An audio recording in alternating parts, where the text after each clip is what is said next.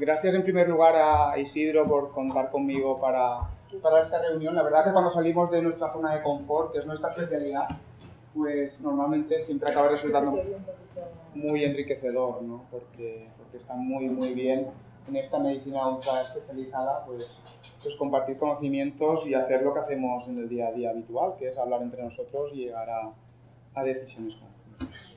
Pues, como veis, con respecto al programa he cambiado un poco el título. Eran terapias dirigidas, pero estrictamente, si queremos incluir la inmunoterapia en el global de la sesión, pues teníamos que referirnos a ella como la medicina de precisión o la medicina personalizada.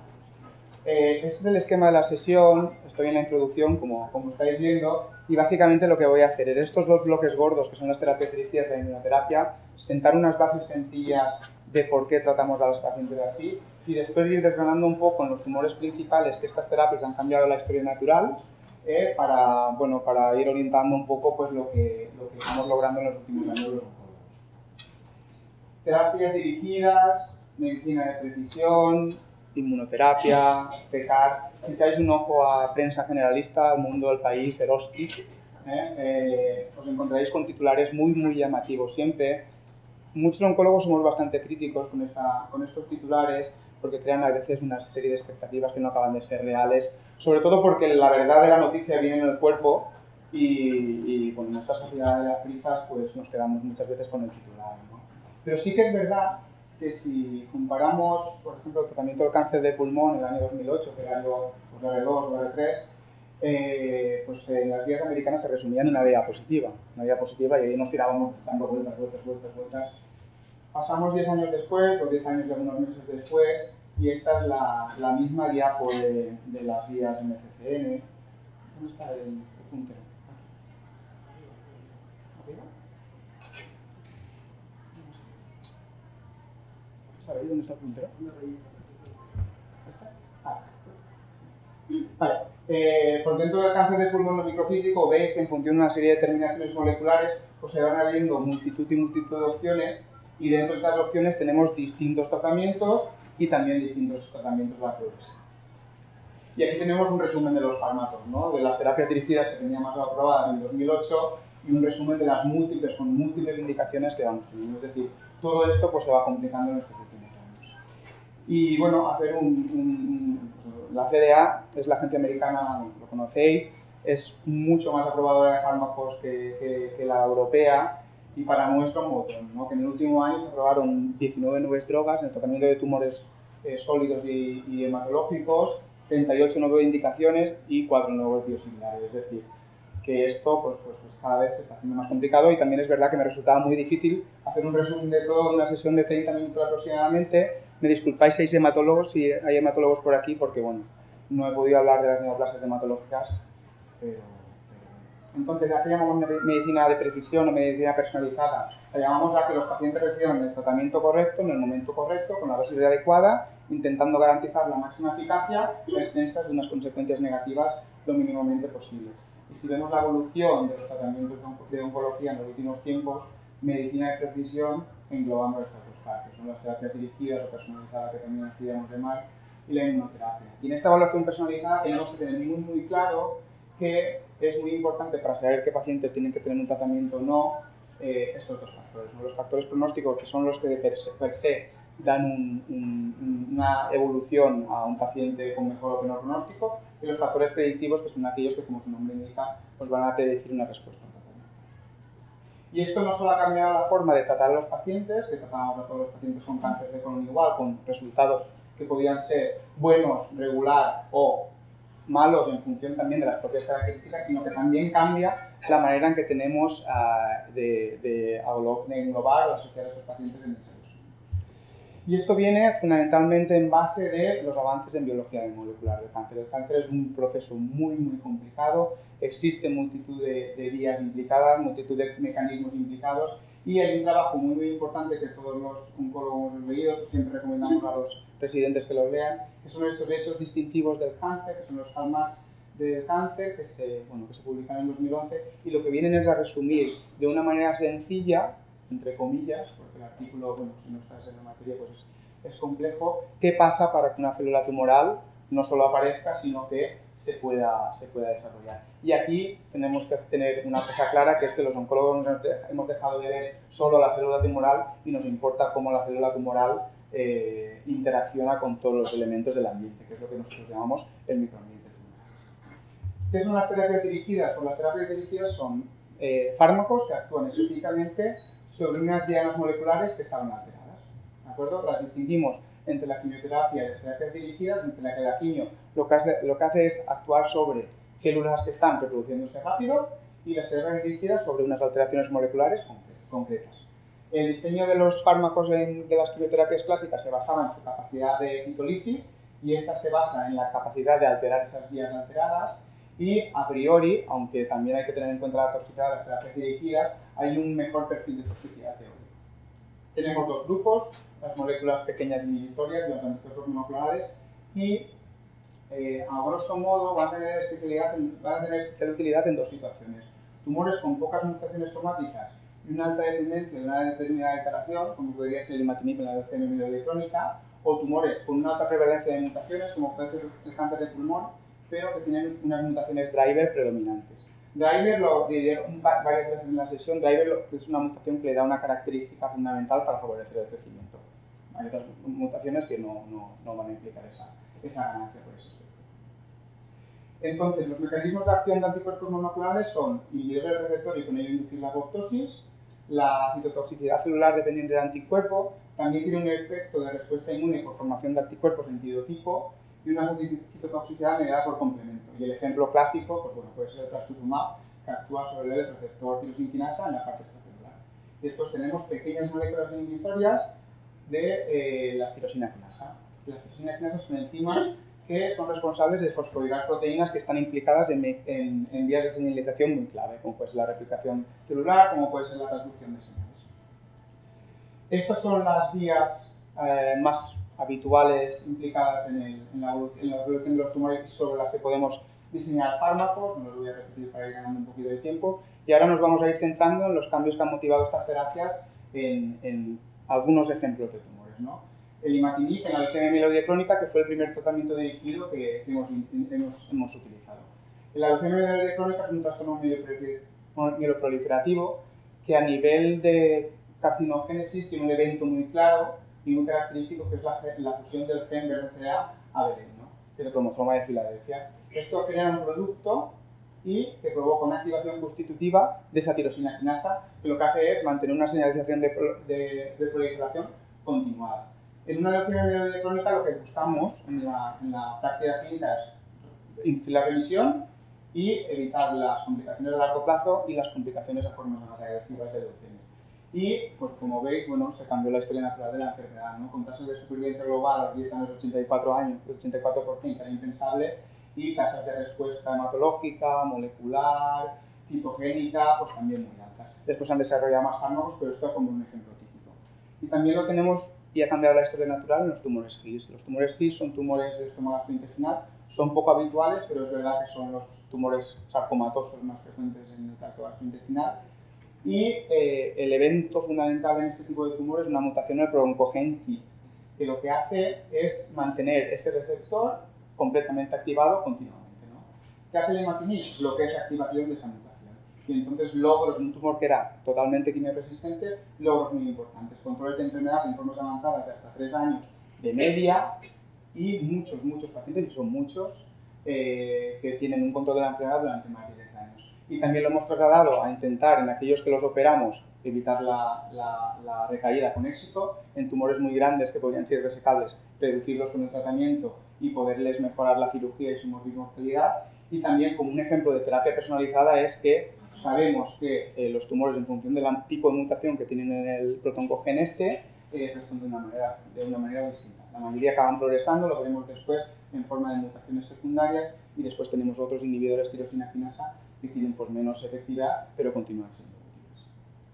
Pasamos a uno de los campos que más ha cambiado el tratamiento de las terapias asistidas, que es el cáncer de pulmón. El cáncer de pulmón lo dividimos históricamente en microcítico y no microcítico, y dentro de no microcítico pues tenemos los tumores de adenocarcinoma, las células escamosas, las células grandes. Habitualmente Esta subclasificación en función de alteraciones de mutaciones en drivers la tenemos en los adenocarcinomas. Aunque es verdad que en algunos tumores epidermoides que no te cuadren por alguna característica clínica, baja muestra, los podríamos utilizar. Si vemos este quesito de mutaciones, ¿de acuerdo? Vemos que hasta un 15% de estas pacientes, eso dependerá de series. En esta que busqué había una mutación en FGR, de hasta el 7%, pero aquí es verdad que tenemos menos, o ROS1, y a partir de ahí, si tenemos esa serie de características, hemos diseñado una serie de fármacos que han cambiado completamente la historia natural de estos tumores. Es decir, los tumores de pulmón los tratamos todos con quimioterapia y hemos visto que tratar con una pequeña molécula de esta inhibidora de la tirosinquinasa mejora la supervivencia libre de progresión comparado con la quimioterapia en primera línea. Esto, el impacto en supervivencia global no está tan muy claro porque es verdad que después, si hubiéramos utilizado quimioterapia, después utilizaríamos este fármaco, pero normalmente lo que hacemos es, si el paciente tiene este tipo de mutación, tratarlo con inhibidores de tirosinquinasa. Y no solo eso, sino que tenemos fármacos que han mejorado estos primeros inhibidores de primera generación y que, como veis, alcanzan supervivencias libres de progresión que son alrededor de 24 meses. Estos siempre son pacientes de ensayo clínico, pero son supervivientes que jamás habíamos alcanzado un cáncer de pulmón y supervivencias globales que no están alcanzadas en este trabajo, pero que se presupone de mayor de 2 años. También hay otro tipo de mutación, que es la translocación de ALK, que lo que hace también es dar una ganancia a ese tumor en cuanto a capacidad de proliferación, ¿no? Y tenemos lo mismo, comparado con quimioterapia, mejoría, y comparado a los inhibidores de segunda generación, como el de Tinib con el de primera con el de Tinib, tenemos supervivencia libre de progresión de más de 3 años. Cosa que, por ejemplo, en tumores de mejor pronóstico, como son los tumores de mama sensibles, metastásicos no estamos logrando. Es decir, hay un cambio, es verdad que no todos los pacientes se pueden beneficiar, pero hay un cambio ahí muy importante. Después tenemos el melanoma, que es otro ejemplo típico tanto de inmunoterapia como de terapias dirigidas. ¿Qué pasa en el melanoma? Un 40-60% de los pacientes tienen mutaciones en BRAF. Esto lo que hace es desencadenar una activación de la vía MAP-kinasa y tenemos esas mutaciones que lo que nos van a decir es predecir la respuesta. Hemos desarrollado fármacos de combinación sobre RAF, sobre MEK, cuya combinación también tenemos resultados muy importantes en melanoma. A expensas de una toxicidad característica que sea distinta una de otra, pero bueno, esto ya es más meterse ya más en profundidad. ¿Es todo tan sencillo, mutación BRAF, tratar los tumores con inhibidores de BRAF? No, porque en el cáncer de colon, el BRAF, la mutación de BRAF, sabemos que está en 5-10% de todos los tumores de colon metastásicos y es un factor de mal pronóstico y de resistencia a la terapia anti-GPR. Hemos visto que estos inhibidores de BRAF no sirven para nada y su combinación con inhibidores de MEK para bien poco. ¿Qué pasa ahí? ¿Se reactiva la vía esta por otros caminos? Pues seguramente. ¿Podemos explorar otras combinaciones? Pues bueno, probaremos. Y en cáncer de mama tenemos que tener lo mismo claro, los tumores son heterogéneos, cada uno es un pronóstico, cada uno son alteraciones y los tratamos de manera distinta. Y fue la primera terapia dirigida que se desarrolló, que fue el tamoxifeno en cáncer de mama. El marcador predictor de respuesta es que el tumor exprese receptores hormonales. Hoy tenemos distintas maneras de bloquear el receptor de estrógeno y lo que tenemos claro es que es una paciente que tiene receptor de estrógenos positivo, le damos un tratamiento después de la cirugía, reducimos el riesgo de progresión avanzada. Y en tumores avanzados lo que podemos hacer es tener un control de enfermedad durante bastante tiempo, más de 18 meses solo con hormonoterapia, y hay algunos pacientes que las tenemos años y años con hormonoterapia. ¿Cómo lo hemos mejorado eso? Añadiendo inhibidores de ciclinas. Los inhibidores de ciclinas son unos fármacos que lo hacen es bloquear el ciclo celular de la fase G1 a S1 y entonces inhiben la proliferación celular. Lo añadimos a hormonoterapia y aumentamos el tiempo que tardan en progresar, la tasa de respuesta y estamos ahí a ver si logramos demostrar la supervivencia global. Y después, por último, tenemos la vía ER2, que es uno de los grandes avances de la oncología en los últimos años, que eran tumores que tenían un pronóstico muy malo y gracias a estas terapias dirigidas pues hemos cambiado completamente la historia. Tenemos 3 fármacos, trastuzumab, que es un anticuerpo monoclonal, pertuzumab, que es un anticuerpo monoclonal sobre ER2 y ER3, sobre vía PI3K y MAP-kinasa, y después este fármaco, que es un logro un poco de la ingeniería terapéutica, que es un combinado de un fármaco quimioterápico, la entansina, con un anticuerpo monoclonal. Lo que hace es reconocer el receptor del anticuerpo monoclonal e interiorizarse la quimioterapia y liberarse dentro de la célula y evitando la toxicidad que tendría si liberalizara esta célula. Entonces había un cambio radical completamente. En la prevención de recaídas hemos superado, y de hecho estos tumores no vienen a recaer ya, y en tumores metastásicos llegamos a supervivencias que son mayores de 5 años en unos tumores que anteriormente, cuando recaían, tenían un pronóstico inferior a 2 años. La angiogénesis no me voy a meter, es un proceso muy complejo, pero es que básicamente se reduce en que los tumores, para poder crecer, necesitan de formar nuevos vasos, y a partir de 2-3 milímetros no pueden crear nuevos vasos. Y lo que hacen es segregar una serie de sustancias que favorecen la producción de factores antiangiogénicos y se rompe este equilibrio que tenemos en las células normales, ¿no? Hay un montón de fármacos utilizados, el problema de ellos es que no tenemos un biomarcador claro, entonces no podemos decir en qué pacientes se van a beneficiar de ellos o no. Y siempre hemos hablado de ellos en cáncer de colon, de mama, pulmón, pero como ejemplos quería poner pues, 2 tumores que no han tenido mucho tratamiento en cuanto a aumento de superioridad, como son el cáncer de cervix y el hepatocarcinoma. Aquí quería poner sorafenib. Y bueno, que hay un impacto de supervivencia global. De toxicidad no voy a hablar, porque la charla después de Clara ya se centrará en ella. Solo, bueno, que en los pequeños libros de tirosina quinasa en algunos estudios se han relacionado con mayor eficacia, pero la verdad que no está demasiado claro si por tener una hipertensión el tumor te va a ir mejor. Parece que en tumores renales puede ser, pero en mama, pulmón, no está demostrado. Este es el ejemplo del cáncer de colon del tratamiento. En la elección terapéutica pues hacemos 2 cosas. Tenemos 2 fármacos, que es los anti-GFR, una terapia dirigida al anticuerpo monoclonal con GFR y el antiangiogénico. Y entonces decidimos en función de una serie de características moleculares y damos un tratamiento u otro en función. Tenemos también el tratamiento con IPAR en cáncer de ovario, que el IPAR son unos fármacos que lo que hacen es, cuando hay un daño celular de la hebra de ADN, se encargan de reparar ese daño. Entonces, si la paciente tiene un mecanismo de reparación ya de per se el tumor dañado, no puede repararlo porque el IPAR ha impedido que eso se reparara, ¿no? Entonces hay una serie de cánceres de ovario que tienen unos mecanismos de reparación alterados, fundamentalmente por la vía de RCA, en la que estos fármacos, después de utilizarlos con quimioterapia, puedes tener un mantenimiento de tiempo sin quimioterapia muy importante.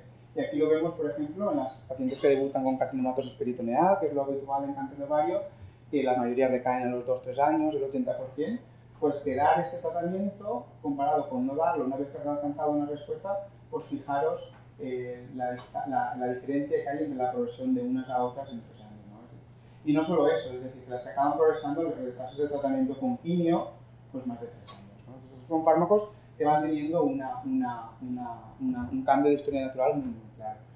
¿Qué limitaciones tienen estas terapias? Pues que solo provocan una inhibición parcial, nos gustaría combinarlas, pero hemos visto que son muy tóxicas. Los tumores hay que tener claros que son completamente heterogéneos, podemos tener una mutación muy bonita aquí que te va a condicionar todo después, pero a medida que va proliferando se hacen mutaciones posteriores que, bueno, que son difíciles de activar. Las vías que hemos bloqueado son plásticas, se adaptan y al final hay otros mecanismos, como hemos dicho, de los hechos distintivos del cáncer que están alterados, ¿no? Esto es un ejemplo de un paciente con melanoma con nódulos subcutáneos que tenía una mutación de BRAF, se dio el inhibidor del BRAF, está unos meses bien y después vuelve a progresar. ¿Qué ha pasado? ¿Cuáles son esos mecanismos de progresión?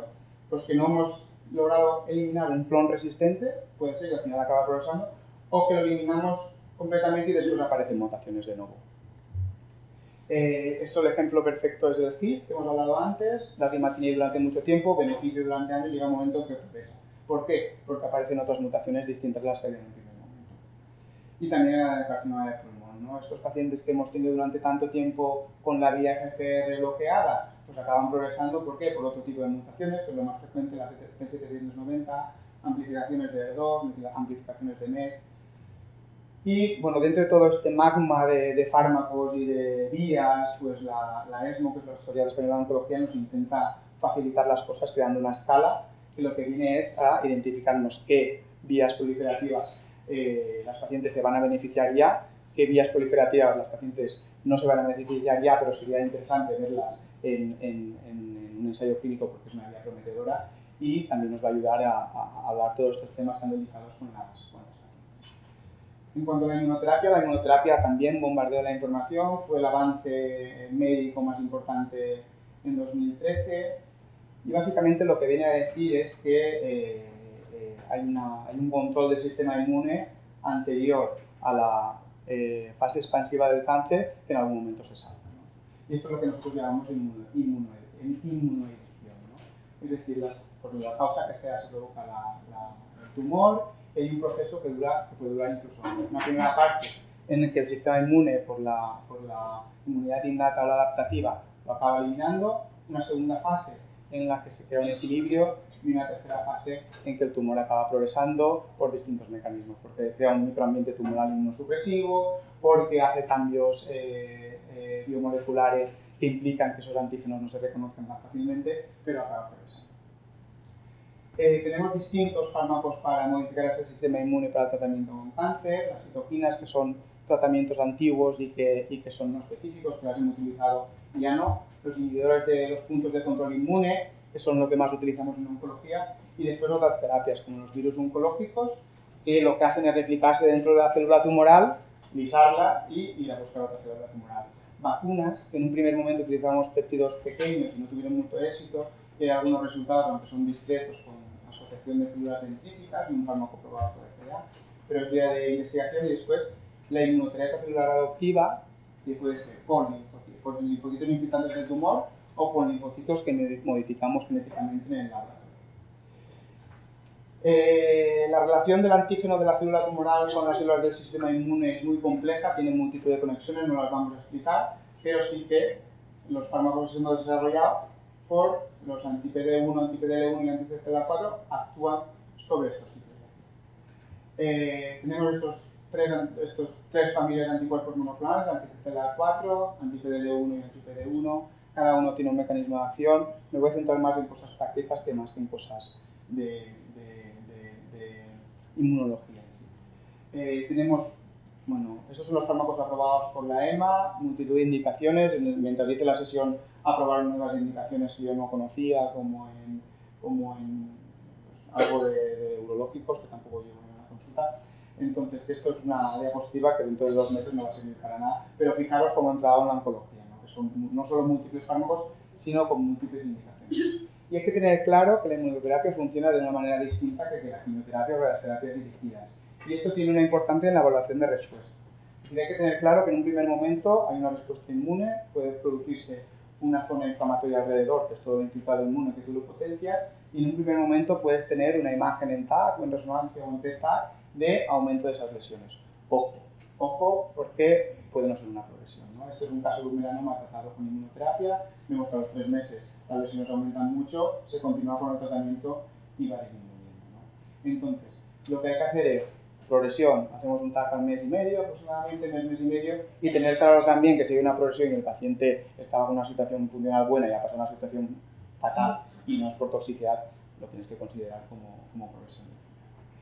Hay que tener también muy claro que los pacientes pueden responder de una manera muy lenta y también que respuesta no se tiene por qué asociar a mejor supervivencia. Es decir, muchos pacientes o algunos pacientes tienen estabilizaciones de la enfermedad que las cronificas durante mucho tiempo y tienes pacientes con tratamiento inmunoterápico durante años. Y esto implica también que tengamos una serie de maneras de evaluar estos tumores de manera distinta. No son los criterios RECIST de medir los diámetros, sino que también tenemos que tener en cuenta esto que os he dicho de aparición de nuevas lesiones, que ojo, que no puede ser explosión. ¿Dónde entra la inmunoterapia más? Pues los 2 campos que más es el melanoma, donde ha cambiado completamente la historia natural de muchos tumores. Tenemos los 3 fármacos, primero fueron los anti-CTLA4, ahora han sido los anti-PD1, y vemos, quería indicaros esto, ¿no? En cuanto a supervivencia, vemos en supervivencia de progresión, veremos que se refieren todas las curvas con una tendencia a aplanarse las curvas, que no es un término estadístico muy bueno, pero sí que puede orientarnos a ver lo que pasa. Es decir, hay pacientes que se benefician y mucho de la inmunoterapia, lo que pasa es que no son todos. Y cuando has comenzado un tratamiento, pues es difícil saber si este paciente tú lo vas a tener con un tratamiento durante años. Hemos intentado también combinar estos fármacos anti-PD1, anti-PDL1 con anti-CTLA4. Tenemos más efectividad, pero también más efectos secundarios. De hecho, entre la combinación de IPI a una dosis de 3 con nivolumab, la tasa de efectos secundarios grado 3-4 es casi del 60%. ¿Qué tenemos en cáncer de pulmón? Y remarcar muy bien que los pacientes de estudio son pacientes con una situación funcional muy buena. Pues que en pacientes que tienen un nivel de expresión de PDL1 en las células tumorales mayor del 50%, tratar con inmuno es superior a tratar con quimioterapia. Mejor y menos toxicidad. En segunda línea, es decir, una vez que han progresado la quimioterapia previa, si expresan PDL1 pembrolizumab, también lo puede utilizar con mejores resultados que la quimioterapia. Y no solo en estas primeras líneas o en segundas líneas, sino en combinación en primera línea estamos a espera de poderlo utilizar por temas de precio, la combinación de quimioterapia que utilizábamos antes en el cáncer de pulmón con un tratamiento anti-PD1, ¿no? Entonces vemos las curvas otra vez aquí, de pacientes que caen, pero al final siempre tienden a acabar. Y también en tumores que son localmente avanzados, que tratamos con quimio-radio, que normalmente paramos ahí el tratamiento y tenemos un control y algunos progresaban y otros no. La inmunoterapia, después de esa respuesta, también ha demostrado un beneficio significativo con respecto a la vacuna. ¿Qué sería interesante con estos fármacos tan caros? Pues tener claro qué paciente se puede beneficiar de ello, ¿no? Y ahí estamos buscando, y bueno, los compañeros que llevan pulmón, Amelia, se reúnen mucho alrededor de si el PDL1 es indicador de o es necesario o no es necesario. Pues bueno, lo que tenemos claro es que en la inmunoterapia aquellos pacientes que tienen un porcentaje de mutaciones somáticas se asocian a unas formaciones de antígenos mayores y presumiblemente van a ir mejor. De hecho, aquí tenemos el cáncer de pulmón escamoso en el fumador y el melanoma. El nivel de expresión en PDL1 parece claro que cuanto mayor expresión, mayor beneficio va a haber de la inmunoterapia, pero no está claramente demostrado en todos los tumores, y también hay fármacos que con niveles negativos de PDL1 pues tienen beneficio. Y después, otro de los biomarcadores que estamos buscando es el Tumor Mutational Burden, que de momento lo podemos hacer más que nada en ensayos, en la práctica clínica no, pero también aquellos que tienen un índice alto pues se benefician más de la inmunoterapia que no. Y en ese camino pues la hemos ido introduciendo otros fármacos, ¿no? Y el siguiente paso es hacer combinaciones. Combinaciones en cáncer renal las vamos a tener en breve, que es sustituir los inhibidores de tirosina y quinasa por combinaciones de inmunoterapia en pacientes con alto riesgo, que se ha demostrado que son superiores en términos de sobrevivencia a inhibidores de tirosina y quinasa, y combinaciones de inhibidores de tirosina y quinasa con inmunoterapia. Efectos adversos, os hablará Clara también. Lo importante es deciros que pueden afectar a cualquier órgano, hay que sospecharlos ante cualquier sintomatología rara del paciente y que tenemos que elaborar un círculo de atención fácil, ¿no? Porque es fácil, dependiendo de hospitales, ¿no? Pero los hospitales que no tenemos guardia de oncología, se ve el paciente en urgencias, pues puede llevar a equívocos y a retrasar unos tratamientos en toxicidades que pueden ser potencialmente graves. Son fármacos que sientan bien, pero tienen unos efectos secundarios que pueden ser muy graves, ¿no? Lo más común es que es verdad que sea cutáneo, a veces de prácticamente nada, de un rash a cosas cutáneas muy agresivas, y después los gastrointestinales, y después un poquito menos los pulmonares y endocrinos. Hay que tener también claro que, aunque ya se acabó la inmuno, pueden aparecer posteriormente. Y dos diapos de la inmunoterapia celular adoptiva, que bueno, es una terapia que los hematólogos están comenzando a utilizar en algún hospital puntual de España en práctica clínica, pero fundamentalmente está dentro de lo que es el ensayo clínico, que es la inmunoterapia celular adoptiva. ¿Qué es? Pues consiste en aislar células T propias del paciente, modificarlas y volverlas a infundir en el paciente, de dos maneras. Esas células T pueden ser los linfocitos infiltrantes del tumor, que tú los coges y después los expandes in vitro y los vuelves a reintroducir. El problema de esto es que tienes que tener muchos linfocitos ahí para que sea una táctica válida. Y después los linfocitos T que se modifican en el laboratorio en unas cámaras especiales, ¿no?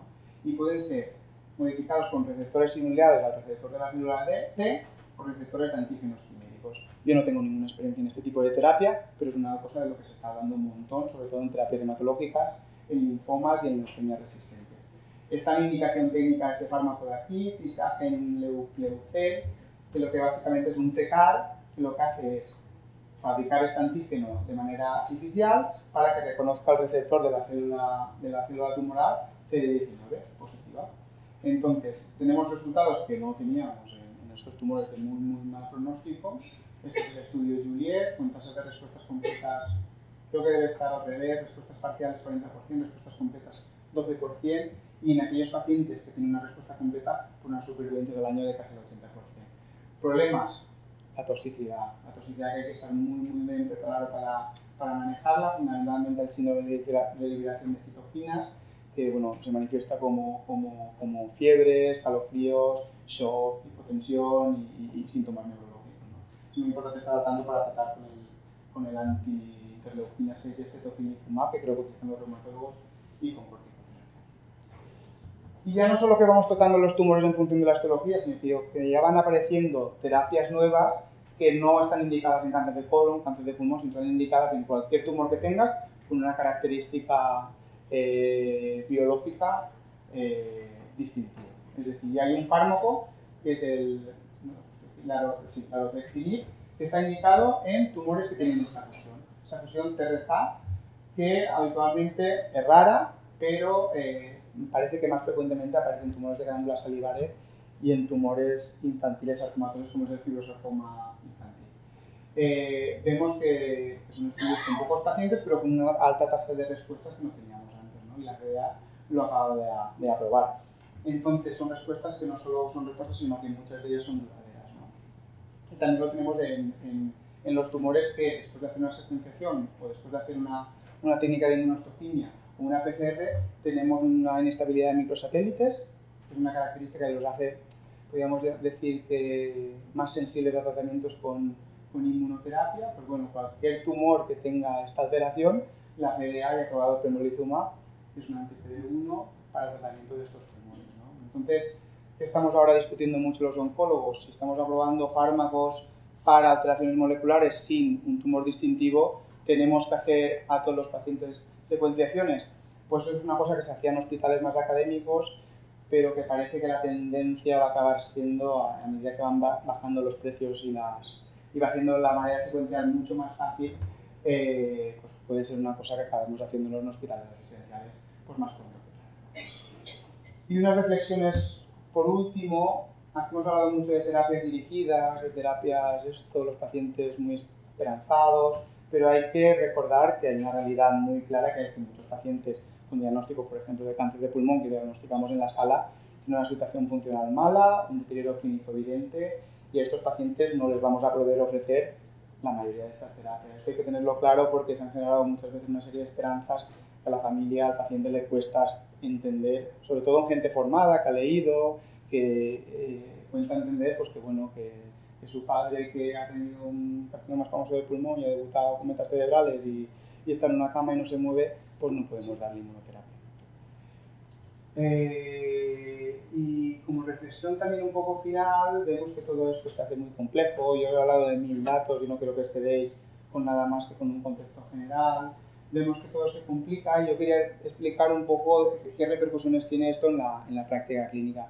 Estos son nuestros residentes, ¿no? Que a mí me parecen, les exigimos mucho, pero verdaderamente ves la oncología que estabas estudiando tú y las vueltas que le dabas así, yo qué sé, se le ponía granisetrón o palnosetrón y ahora ves cada uno de los tumores que casi ni oncólogos no podemos llevar ni dos tumores, pues ellos que tengan un sentido común para poderlo abarcar, la verdad que es una cosa súper destacable. Una segunda conclusión, una segunda reflexión es que estas decisiones se hacen mucho más complejas. Yo siempre lo digo, por ejemplo, con el paciente que va a la UCI, por ejemplo, ¿no? Es decir, antes teníamos claro que un paciente con un melanoma metastásico no iba a entrar a UCI en la mayoría de los hospitales por su pronóstico. Un paciente con un cáncer de mama, un paciente con un cáncer de pulmón, ni soñarlo. Ahora es verdad que muchos de estos pacientes sí que tienen un pronóstico muy bueno, ¿no? Muchos de otros no. Entonces esa discusión es difícil y implica pues una extra motivación por parte de todos para intentarnos entender. Y por último, que toda esta complejidad, ¿no? Y toda esta avalancha de datos que tenemos en la consulta y de papeles, pues muchas veces nos hace correr el peligro de dejar de mirar otros aspectos muy importantes del tratamiento de los pacientes con cáncer, que es su día a día, sus relaciones con la familia, sus miedos, sus indecisiones. Y bueno, la carga de la consulta aumenta, el tiempo para decidir lo empleas casi todo en decisiones complejas en cuanto a terapéuticas, y esto pues, puede correr el riesgo de quedar en un segundo plano y no puede ser así. Estas son las conclusiones finales, las leo. La interacción de las terapias dirigidas y de la inmunoterapia en el tratamiento del cáncer es una realidad completamente establecida. El conocimiento progresivo de la biología molecular tumoral y los mecanismos de regulación del sistema inmune condiciona y condicionará rápidos avances futuros. Tenemos que identificar mucho mejor, marcadores predictivos de respuesta que optimicen los beneficios de estas terapias. Es difícil buscar un equilibrio entre estas estrategias y los recursos de los que disponemos. La alta complejidad de estos tratamientos tiende a la autoespecialización y al trabajo multidisciplinar por grupos tumorales, que prácticamente pues bueno, es una cosa que está llegando, los oncólogos con los cirujanos torácicos, los radioterapeutas de pulmón. Y teniendo en cuenta que el espectro de toxicidad es muy variado y que el inhibidor tirosina tiene una serie de efectos secundarios cuando los juntas otros, el asunto se vuelve más difícil y es completamente fundamental de cara a manejar mejor la posible toxicidad que entre los especialistas nos hablemos más y mucho mejor. Y esta es mi última diapositiva, por eso, yo soy muy de Valencia, sé que algunos sois de fuera, nosotros somos pobrecitos, como solemos decir, y cada vez que nos dan una alegría de estas, pues bueno, la gente dice, eres tonto, que te gusta mucho el fútbol, pero es que es una cosa básica y sencilla y que a mucha gente le ocasiona alegría y yo qué sé, tampoco está claro que el dinero, pues bueno, se va ahí porque hay otros sitios, pero bueno, la alegría muchas veces no se compra.